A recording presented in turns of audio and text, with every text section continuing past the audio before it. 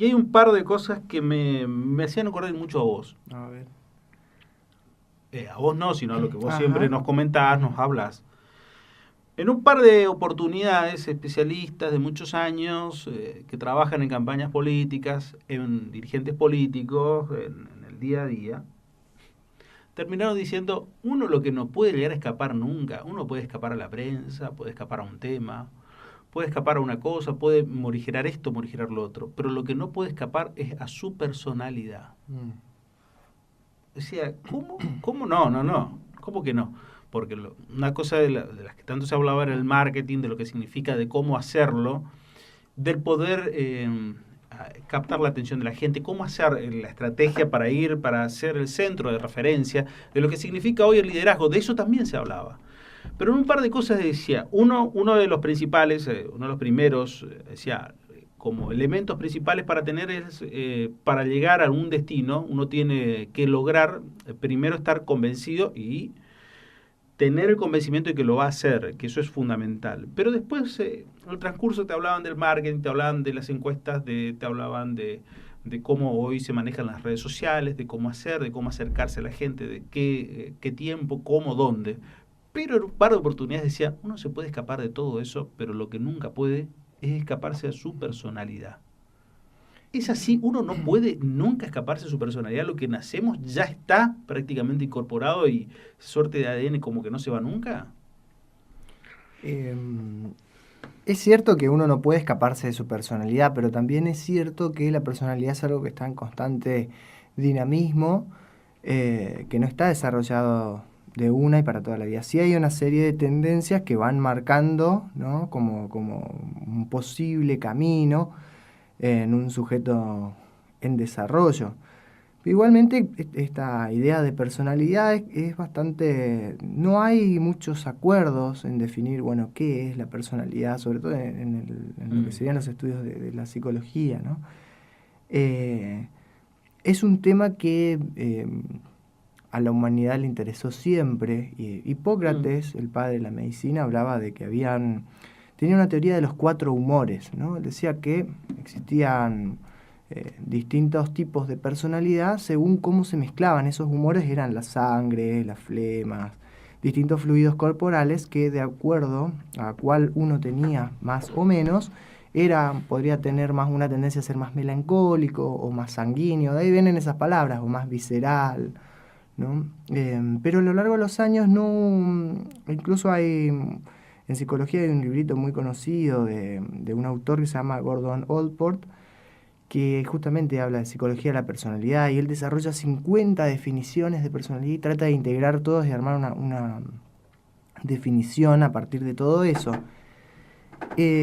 Igualmente, desde otras corrientes siguen habiendo críticas a eso, porque la personalidad no es algo integrado, una especie de totalidad acabada, terminada y que se puede incluso reconocer a sí misma. Eso son características que el psicoanálisis o que Freud les ha dado al yo. Y el yo, para Freud, es solamente una parte del aparato psíquico. Freud muy rara vez habla de personalidad, no es un concepto que él haya desarrollado, sí habla de aparato psíquico, ¿no? Como que cada sujeto tiene un aparato psíquico y el aparato psíquico, bueno, tiene, ¿no? La parte que es consciente, inconsciente, después vas a hablar en otra época va a reformular eso y va a agrandar la jugada, va a apostar más y va a decir, no, hay un yo, hay un ello, el ello, el yo y el super yo, ¿no? Y que el ello sería la parte más instintiva, donde están las pulsiones, todo lo que tenga que ver con la tendencia a ir hacia el placer sin mirar la satisfacción. El ello busca la satisfacción. Un niño cuando nace es puro ello, se dice, porque lo que quiere es su satisfacción inmediata, ¿no? Quiere tomar la teta y nada más. No le interesa el tiempo, no le puedes decir, bueno, espera un ratito, ya te pego. O incluso cuando van creciendo no le puedes decir, esperame un... No, el niño lo quiere ya, ¿no? Hasta que, bueno, por medio de la cultura se van, este dinamismo que hablábamos, ¿no? Se van introduciendo ciertas limitaciones y eso de alguna manera va modelando. Pero nunca se puede del todo, esto piensan los psicoanalíticos, nunca se puede del todo reprimir a las pulsiones. Siempre buscan algún vericueto y salir, aunque sea de manera disfrazada, ¿no? Entonces estos impulsos siempre van a encontrar alguna manera. La personalidad, ¿cómo juega con los mandatos culturales y con el deseo? Bueno, es muy interesante esa pregunta, porque justamente cuando hablábamos del super yo tiene que ver con la conciencia moral, y la conciencia moral es algo que corresponde, no es la misma moral que tenemos en esta época, que en la que existían en épocas Claro. anteriores, y demás, van cambiando con las épocas. Es algo social, pero a la vez es algo que el sujeto lo internaliza también a lo largo de su formación. Entonces, incluso hay algunas especies de versus que ponen entre individuo versus sociedad, ¿no? Como si fueran dos cosas diferentes.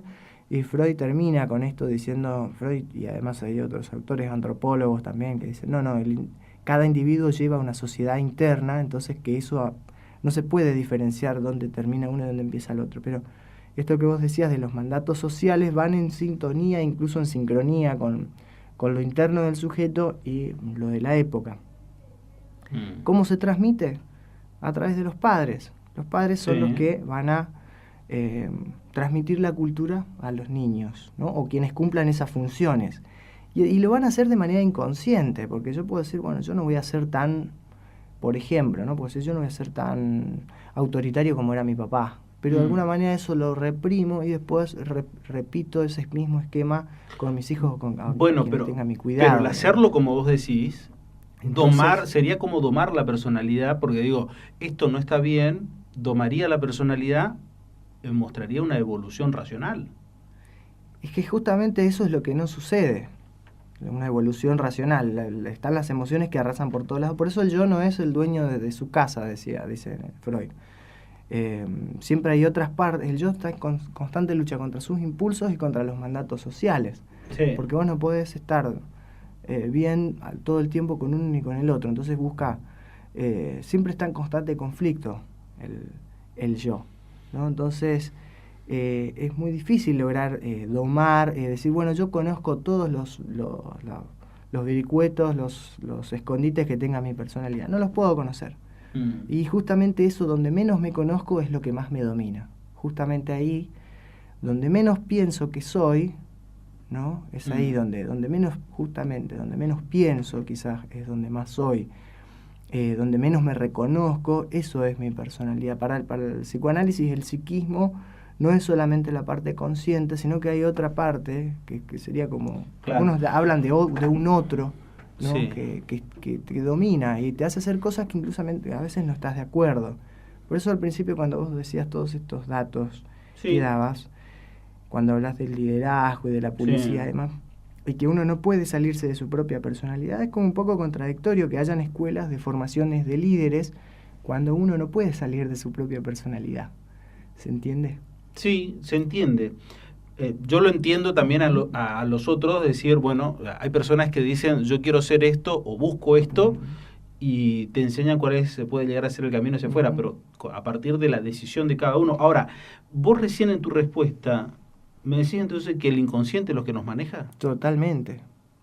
En todas las elecciones que hacemos, desde la profesión, si te vas a casar, si te vas a juntar, si querés tener hijos, si no, todo eso está determinado o determina lo inconsciente, siempre. Es muy difícil, al menos que uno se psicoanalice, incluso psicoanalizándose también es bastante difícil. Vos sabés que también otra de las definiciones que brindaban, que me pareció muy interesante, que ya la había escuchado en más de una oportunidad, es que muchas veces a la hora de votar, y hay otros tipos de momentos que tienen que ver con, como por ejemplo, cómo cae la imagen de cada uno, dice, lo emocional supera lo racional. Total y absolutamente, porque llega primero. Sí. Es lo primero que llega a uno. Justamente, bueno, cuando hablamos de ello, hablamos de impulsos, esas son las emociones, son como cantidades, podríamos pensarlas así, como energías, cantidades, montos, impulsos. Recién cuando llegan al lenguaje, cuando yo puedo decir, esto que tengo es, alegría, esto que tengo es rabia, recién ahí puedo reconocer que tengo una emoción, pero si no actúo directamente. Por eso las emociones irrumpen, salen, a menos que uno tenga bastante trabajada su propia personalidad, podríamos decir, o su propio psiquismo, haga como un ejercicio constante podría ser introspectivo o haciendo terapia, ¿no? Haciendo psicoanálisis, la gente puede tener un mejor control o conocerse mejor. A veces uno no puede conocerse, es imposible conocerse en su totalidad, pero sí al menos tener conocidos algunos conflictos o algunos complejos. Entonces a partir de ahí, bueno, puedo llevarme mejor con personas de determinada estilo de personalidad o por ejemplo, con mis jefes. Quizás si yo no tengo algo muy resuelto con mi padre, puede hacer que me lleve mal con mis jefes, ¿no? ¿Es mejor o es peor? ¿Es bueno o es malo? ¿Nos conviene analizar y encontrar cuál realmente es nuestro gen, nuestra personalidad? Y yo soy psicólogo, te voy a decir que sí. Te voy a decir que sí, porque ayuda muchísimo conocerse, ¿no? O sea, Sócrates decía, conócete a ti mismo, y justamente desde un lugar desde una moral y una ética muy fuerte, muy humana, conócete a ti mismo. Pero lo decía en este sentido de que para ser mejor, para mejorar, para ser desde este lugar ético, ¿no? De ir hacia algo mejor. Yo creo que sí. Incluso veo progresos en las personas que hacen o van a terapia por alguna razón, porque les duele algo, porque los angustia algo, o a veces simplemente van porque quieren psicoanalizarse, conocer algún aspecto oculto de su personalidad o algo que los maneja, reconocen. Es que esto pasa muchas veces, que vos vas porque te duele algo, pero después terminás reconociendo que hay partes tuyas que te hacen actuar de determinada manera y no sabés. No sabés bien cómo es que eso aparece. ¿Cómo es que termino haciendo lo contrario a lo que yo pienso o a lo contrario a lo que yo deseo? ¿Cómo es esto? Si yo quiero ser líder, ¿cómo puede ser que cada vez que voy frente a una masa o algo me agarra no sé, pánico frío, escénico, cualquier pánico, cosa? Se me tiembla la voz y todo me hace parecer un ridículo y no puedo enfrentarme? Entonces, ¿qué pasa? ¿No? Eso no quiere decir que uno tenga que resignarse y decir, bueno, listo, no sirvo para... Sino que debe haber algo ahí que bloquea o que impide o que influye en esa supuesta decisión. ¿Formas de contactarme contigo? Bien, te dejo mi número de teléfono, que es 3794 3356 19, o si no, me encuentran en el Centro de Estudios de Psicología y Psicoanálisis, que queda por Junín 2206.